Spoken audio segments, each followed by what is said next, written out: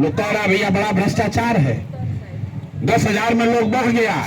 चलिए मान लीजिए एक बार गलती हो गया, अभी 6 महीना के बाद फिर पंचायत का चुनाव होगा, फिर आपके हाथ में चाबी आएगा, जनता के हाथ में चाबी आएगा।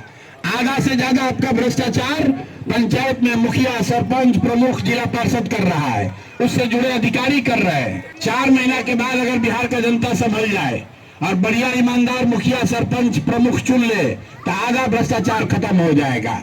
लेकिन अभी सब लोग कहेगा हाँ भैया ईमानदार होना चाहिए, और कल पंचायत का चुनाव होगा तो कहेगा कौन मुखिया मुर्गा भात बढ़िया खिला रहा है, कौन हम लोग को पाउच भेज रहा है, और फिर वोट अपना बेचेगा 4 महीना के बाद। तो मेरे भाई, जन सुराज में हम 3 बरस से कह रहे हैं, 500 रुपया में, 1000 रुपया में वोट बेचिएगा तो आपका मुखिया विधायक चोर नहीं होगा तो हरिश्चंद्र नहीं हो सकता है, चोर ही होगा। भैया जो 1000 रुपया देके वोट खरीदेगा वो चोरी नहीं करेगा, अपना गहूं बेच के पैसा देगा। तो सब आदमी बिहार में सोच रहा है कि हम लूट लें, अब पूरा बिहार ईमानदार हो जाए। हो सकता है, सब लूटने में लगा है, अब फिर सोच रहा है कि नेता ईमानदार कैसे नहीं हो रहा है। अरे भाई, जब समाज ही चोर है तो नेता ईमानदार कहां से होगा?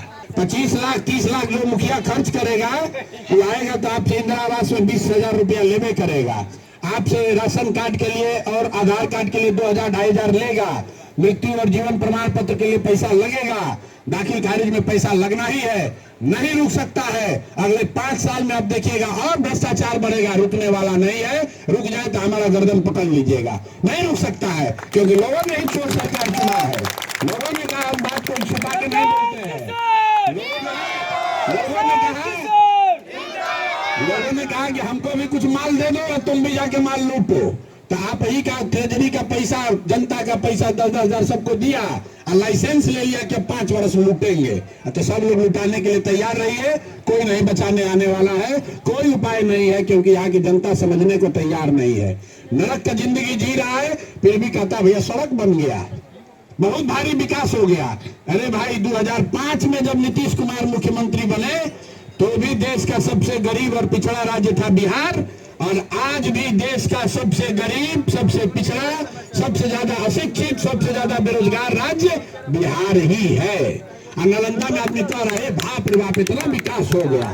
तो भाई, यहाँ के आदमी को समझे नहीं है, खाने के लिए 5 किलो भात का जुगाड़ है, बस इतने चाहिए, माल जो दिया उसको वोट दे दिया और इसी दशा में जिएगा।